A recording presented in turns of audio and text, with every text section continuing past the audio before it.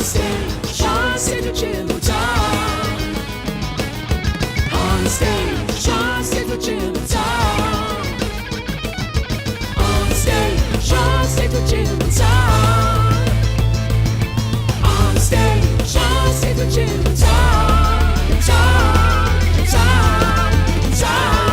and Jim. Tonight we welcome Sonoma County's own the Dixie Giants to the stage at the Phoenix Theater. Absolutely. This group has brought their brand of New Orleans jazz to the Bay Area for the last 3 years in a variety of ways. They've played the street corners of Petaluma, they've played numerous music festivals, and they've shared larger stages with people like Bonnie Raitt, Charlie Musselwhite, and many more. So please welcome to the program the Dixie Giants. Dixie Giants. Thank you for having us. You know, let's just jump right into the type of music. What is the type of music? Let's say someone's watching this and they're like, hey, I haven't seen the performance yet. What is this band playing? So the kind of music is based in traditional New Orleans jazz, you know, starting with Sidney Bechet and Louis Armstrong and Kid Ory back in the late 20s and early 30s. And so there's a whole different groove and mentality to New Orleans jazz. It's not, you know, one person plays at a time. It's a group improvisation effort. Because I didn't know a whole bunch about Dixieland music before preparing for this. JazzinAmerica.org. It has like all these lesson plans. If anybody's a teacher out there, please go steal these. I'm going to read you an excerpt from it because I think it's kind of a cool deal which sums up this music. And it says, the collective improvisation of Dixieland jazz represented in part African Americans' newfound freedom. Although hardly experiencing civil rights, African Americans were no longer slaves and celebrated their newfound freedom through jazz improvisation, playing whatever they wanted.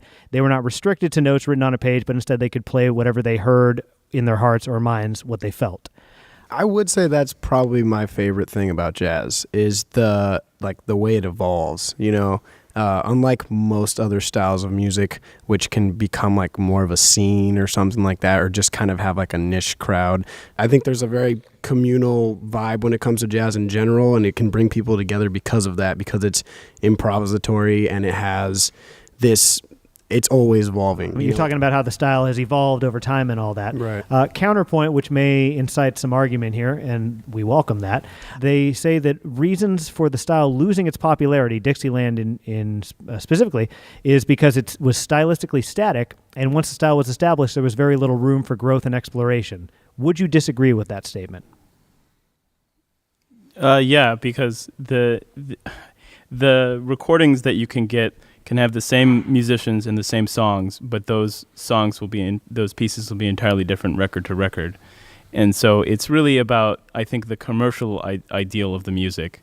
Because if you think about, you know, what you hear in background music of movies or elevators or whatever, in terms of like Dixieland, like there's a very specific sound that you get. And I mean, there's even, you know, the Dukes of Dixieland, a very specific group for that kind of niche. And A Nietzsche. And I think what happened was once it became mainstream and commercialized, then it became static, and then that's when kind of, and correct me because this is more your realm. And I think stuff kind of came out. I don't know about Dixieland specifically, but I think you can say that about pretty much any style of music or anything that becomes popular. You know, you can get very static with it, but there's always like offshoots of people that keep bringing it up. What are your thoughts on Dixieland and jazz in general? Because you're such a music fan, you've built your life around it. I'm always interested to know what you think about things. Growing up, my dad was into swing and that type of music, so I heard my share of jazz and Dixieland as a kid. But I gotta say, the first time I ever saw it played was Disneyland. Mm-hmm. Absolutely, and I'm hoping that you can still find it there. As a matter of fact, you can, and I played it at Disneyland. That's come on. We have a witness here, an eyewitness that it still happens. Absolutely, but I always aspired to find that part of life, the part of life that is so Dixieland. It's so musical and lyrical, just without lyrics. And it always has felt free, but it always brought me back to a time that I always considered the place where I wanted to be. There's a jazz reviewer named Scott Yanow, and he said this of Dixieland jazz. He said, arguably the happiest of all music is Dixieland jazz, the sound of several horns, all improvising together on a fairly simple chord change with definite roles for each instrument, but a large amount of freedom, cannot help but sound consistently joyful. Mm-hmm. Have you played any funerals? Yeah. We have Yes, played we one, played right? At least one. Yes. I'm blanking. We've done a lot of weddings. We played one. That one in Runner Park. Yeah. Now, I would imagine playing the music at something like that, I would think you get chills from head to toe. I would imagine that would be a really powerful experience. It is. It's a different mindset, and it's a different reason to bring joy to a crowd, because you're not going to jump on the table and roll around at a funeral. And so it's a very different way to create energy and to create a mood at a funeral. Yeah. Like at a wedding, it's pure celebration for the sake of celebration, and like you can get away with that stuff. But when we do funerals, it's we play the traditional stuff and we play something lively, and it's very, very different. It's almost kind of stressful. Well, yeah, because you're walking a line. Because you know what it is everybody's coming to this thing from different places of grieving. You know what I mean? And you want to be respectful to people who are just destroyed and wrecked and don't really understand necessarily the point of the celebration aspect. Yeah. But you also want to celebrate. Yeah. And also, like at a wedding, you can kind of become the main event and like really kind of showcase the band and like really get the people drawn in. At a funeral, you're not going to be like, "Whoa, we're the Dixie Giants. Thanks for having us out here." Like, you know what I mean? Playing next week. CDs for sale. You can't really do that. We have a merch booth set up in the lobby. Yeah, you're competing with the deceased for the attention. And as performers, we always want to be the center, so it's conflicting. I know. Yeah. Are you guys familiar with Storyville? Yes. Which was a district Yes, of New sir. Orleans. It provided places for pre-jazz and early jazz groups to perform, such as houses of prostitution, cabarets, saloons, dance halls, etc. This one from 1897 to 1917. That sounds about right. Yeah.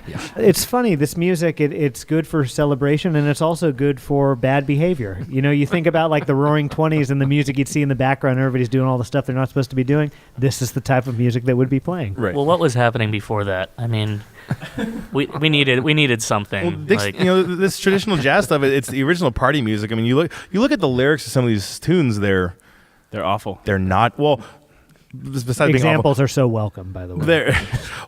I'm trying to think of a good find. The slang. There's one song that references a Tootsie Roll. It's funny because a lot of people now are like, oh, hip hop music's like degenerate and blah blah blah blah blah. Well, the jazz music was the same exact way. The slang was. Yeah, but so was blues when you get right down to it. Well, and there's a big, there's always like, oh, what is the meaning of jazz? At some point, jazz also was a euphemism in itself too. So, there's all that wonderful slang. the name Jelly Roll Morton is a reference to naughty parts. Because he also played in Storyville. He was in those. Right. Look up a song called "I Ain't Gonna Give Nobody None of My Jelly Roll." Okay, and who was that by? I think the most famous version is probably by Sweet Emma Barrett. Oh, there she is. There she is right there. My girl, sweet Emma Barrett. Oh, so sweet. It's good to see her. So it's like a call and response deal, like one person singing, another person singing. Kind of. Yeah. So this one says that there's a guy named Bobby and a guy named Johnny, and Johnny says at one point, "Ma's baking up a storm. Her oven is still warm. I know you want it, but you can't have it, and I ain't gonna give you none." Yep. Yeah. Yep, there you go. Yeah. So Those are some like 98.7 lyrics right there. and then, can you imagine, by the way, people listening to this back then? And then Bobby, later on in the song, has this dad. He says, "Her cherry pie is fine, her layer cake divine. I'm telling you twice, you can't get a slice unless you're extra special nice." Yeah. So, Well, go ahead. There was who wrote it? There's that song Funky Butt. Buddy Bolden. One of the original people credited to starting jazz was Buddy Bolden, who was a trumpet player, and apparently the legend was you can hear him coming playing from miles away.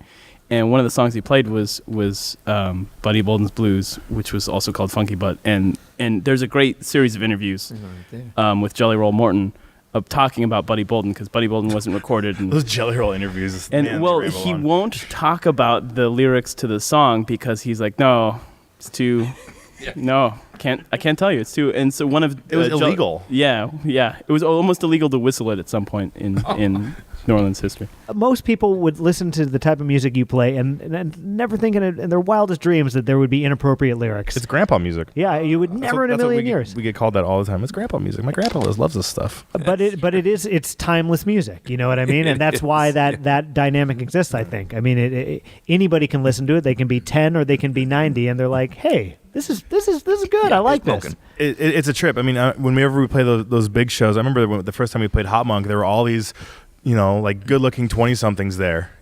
Guys, girls, everyone was there, and they were all dancing. And I remember I was like, they're dancing to this song that's 90 years old. Yeah. And so I feel like we're almost. I feel like they were very hip. I feel like we're almost tricking people into liking this music because again, it's grandpa music. But how many forms of art, honestly, can we say that about? It's a celebration, and you're bringing it to people who would not be aware of the culture otherwise, and it's a really beautiful culture. I consider myself very lucky because again, and Jonesy and I talk about this all the time, which is, we went to college to get better at our instruments, and he plays the clarinet and I play the tuba, and it's like, all right, those aren't the rock star instruments, and to be able to make a not a career, but to establish the band as something exciting and fun and well put together is really exciting. And I know that we're very lucky to have a great group of musicians who are interested and excited about how the band works and what we play and how we play it. And again, the history, but also the progression of the music is like, I'm stoked. Cool. Me too. Tom, are you stoked? I'm stoked. You know what? All I can think of is that if you guys come and watch these guys play, I guarantee this will remind you of the funnest funeral you've ever been to.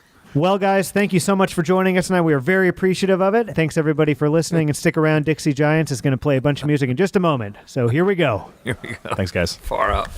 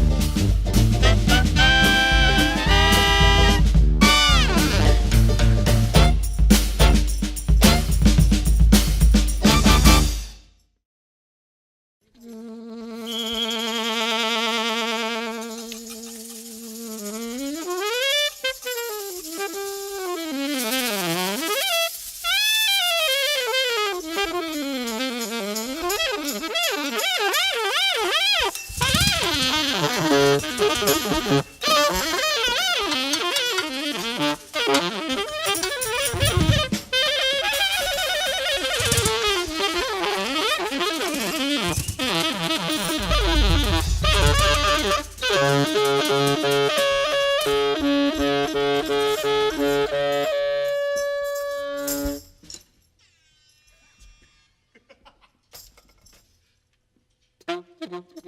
you.